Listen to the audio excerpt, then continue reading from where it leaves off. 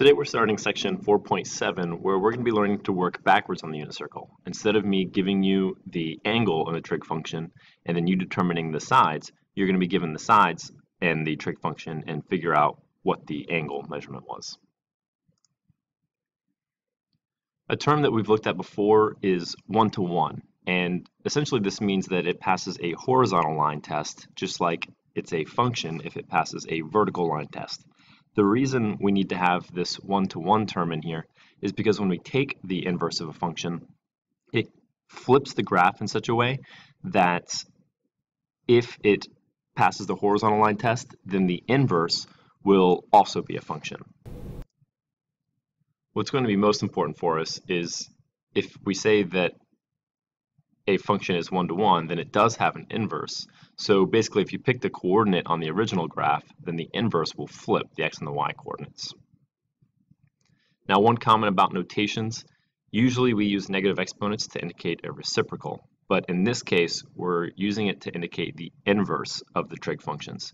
So please do make sure you recognize the difference that sine to the -1 of x is going to be the inverse. It is not going to mean this, 1 over sine of x. This is the reciprocal. This is different. If they write sine of x in parentheses and put the -1 on the outside, that would be the reciprocal. So it's very easy to confuse those two concepts. You might want to make a special note to yourself, pointing out the difference between this being the inverse and this one down here being the reciprocal. So first, let's talk about the inverse of the sine function. Now, we do have to restrict the domain to be between the angle measurements of -π/2 and π/2.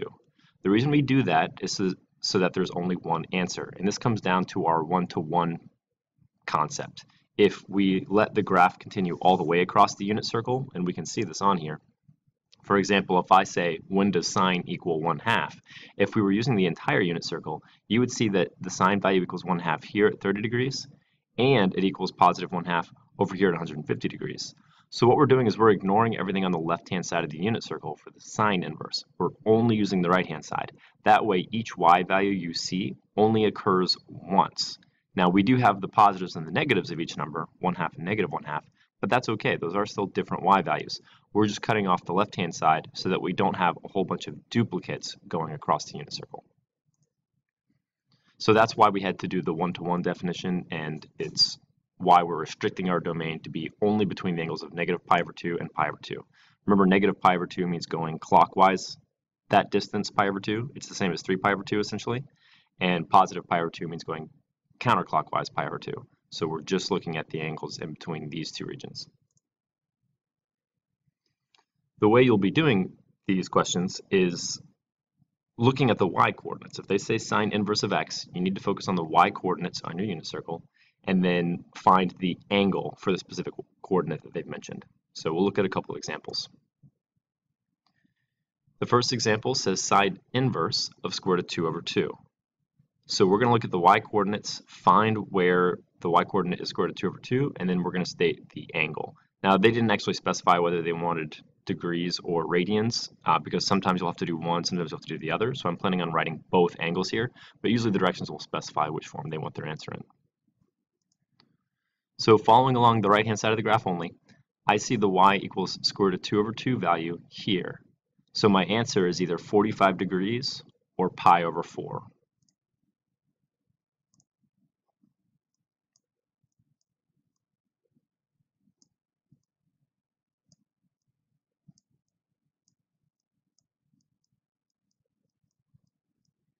Okay, similarly, we're asked to find sine inverse of -1/2. So again, I'm going to look at the y coordinates and find where the y coordinate is in -1/2. Here's -1/2, so the angle is 330 degrees or 11π/6. Now, the problem is if you noticed on how we specified the domains, instead of calling it from 3π/2 to π/2, we called it -π/2 to positive π/2. So we're going to actually figure out how to rewrite this angle by saying how much are we going clockwise down. So one way you could do that would be to take the angle and subtract 2π or to subtract 360 degrees to find the coterminal angle. Or if you can just recognize that π/6 is this big 30-degree chunk here, we're just going in the negative direction. We're going the opposite way. So it's -π/6 and -30 degrees for our answer.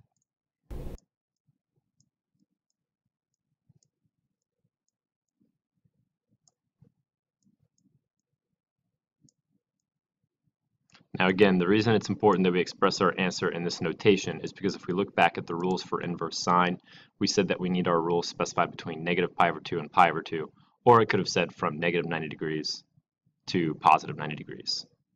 That's why we want our angle written in this notation. Otherwise, it would not be fitting in that negative pi over 2 to pi over 2 range. Okay, the last one is where does sine equal positive square root of 3 over 2? So we find the y value of square root of 3 over 2, and then you just tell me the angle. Again, this one's in the first quadrant. 60 is between the negative 90 and positive 90, so it's okay to just use this measurement as is. It's just the ones that are down here in the fourth quadrant that you need to subtract 2 pi from, or think of how far you're rotating clockwise instead. So for this one, again, I can just say 60 degrees and pi over 3.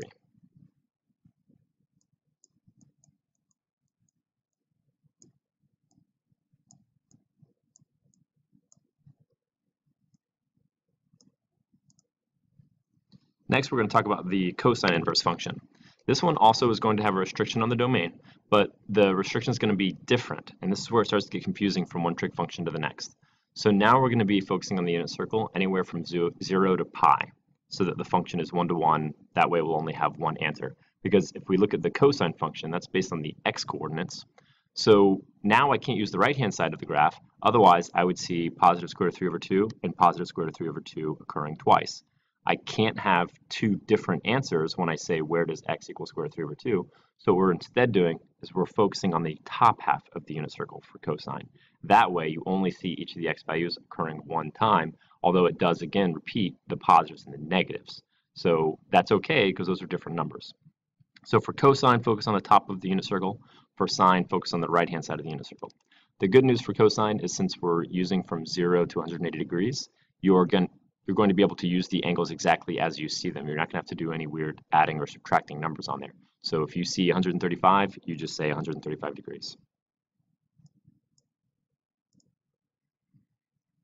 So make sure you're focusing on the x coordinates this time. Cosine is based on x, sine is based on y, and then when we get to tangent, that'll be based on y divided by x. Let's look at a couple of the examples. First, you're asked to find where is the x coordinate equal to negative square root of 3 over 2. Well, the negatives are on the left-hand side. Sure enough, here it is right here, negative square root of 3 over 2. The angle that's happening at is either 150 degrees or 5 pi over 6, depending on how they ask you to phrase your answer.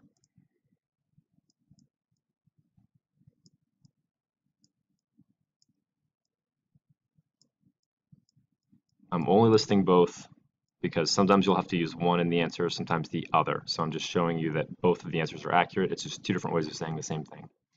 Next, where is the x coordinate equal to negative 1/2? So again, I look at the unit circle.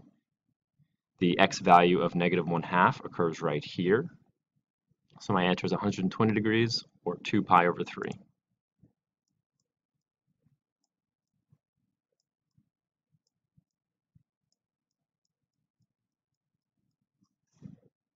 And finally, where is the x coordinate equal to positive 1? X coordinate of positive 1 happens all the way to the right. We're going to call that 0 degrees and 0 pi. Make sure you don't use the 2 pi or the 360, just because that does not fit within our range. We're saying give me an answer only between 0 and pi. 2 pi would not fit in between those, or if it was in terms of degrees, 360 would not fit between the 0 and 180 values they're specifying. So make sure you're using the 0 degrees or 0 radians, if that's what they want. The last function we're going to focus on today is tangent inverse, and this one's going to go back to the same restriction that sine had. So from negative pi over 2 to pi over 2 means we're only looking at the right-hand side of the unit circle. And again, the problem here is going to be when you get an answer that's in that fourth quadrant, they don't want you to call it by the number you see on the unit circle. You either need to subtract 2 pi from it, or think of what the rotation is clockwise instead as a negative angle measurement. Don't forget that the rule for tangent is y divided by x. So the y divided by x values, you might just want to even memorize them separately rather than trying to compute them over and over and over again. This is something I encouraged in the last unit. So tangent, if you look at the y coordinate divided by the x coordinate, that would be 0 and then square root of 3 over 3, 1, square root of 3, and undefined. Now those values are just me simplifying or kind of memorizing what happens when I take 1/2 and divide it by square root of 3 over 2. You get this. Square root of 2 over 2 divided by square root of 2 over 2 is this. Square root of 3 over 2 divided by 1/2 is this. Now the values going down in the other direction, it's the same numbers, it's just going to change the sign, because now instead of doing 1/2 divided by square root of 3 over 2, it's negative 1/2 divided by square root of 3 over 2. So this is just going to be negative square root of 3 over 3. And then negative square root of 2 over 2 divided by positive square root of 2 over 2 is negative 1. So it's the same numbers. We can see that they're just duplicating. It's like that mirror effect around the graph. Next one would be negative square root of 3. And then there's no such thing as negative undefined. This one's just undefined as well, because when you take a number like negative 1, if you divide that by 0, because tangent is y divided by x, dividing by 0 is always undefined.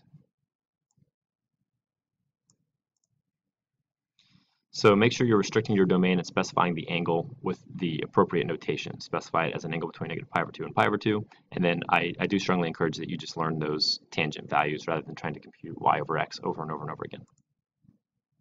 First, the question asks us to find when is that y divided by x value equal to square root of 3.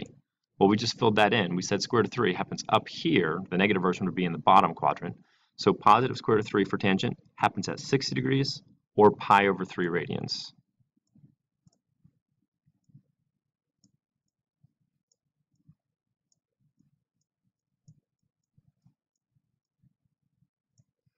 Where does tangent inverse equal negative 1?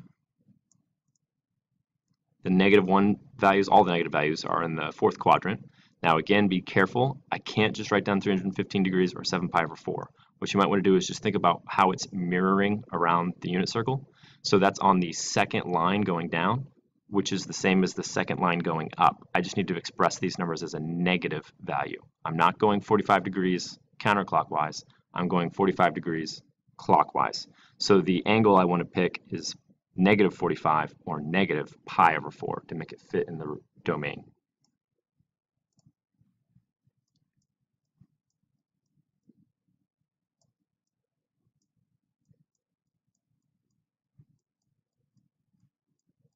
And then the last example I have here, where is tangent equal to square root of 3 over 3?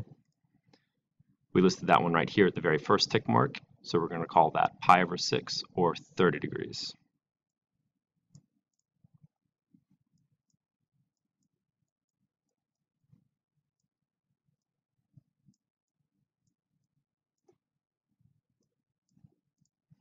A couple closing comments for you guys.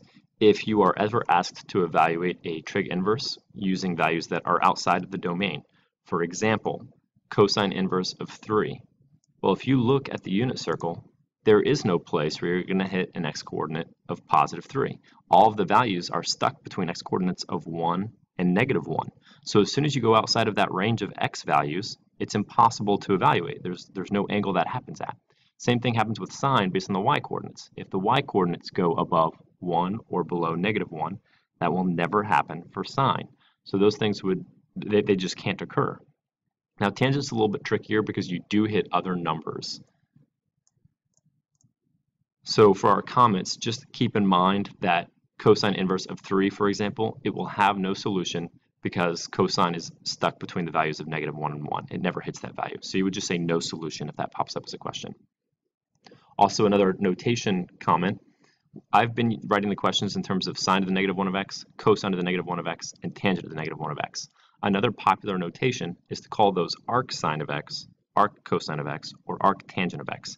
If you see those in a question, it's not doing anything different. It is just a different way of asking you the same question. It's another term for it, or another notation.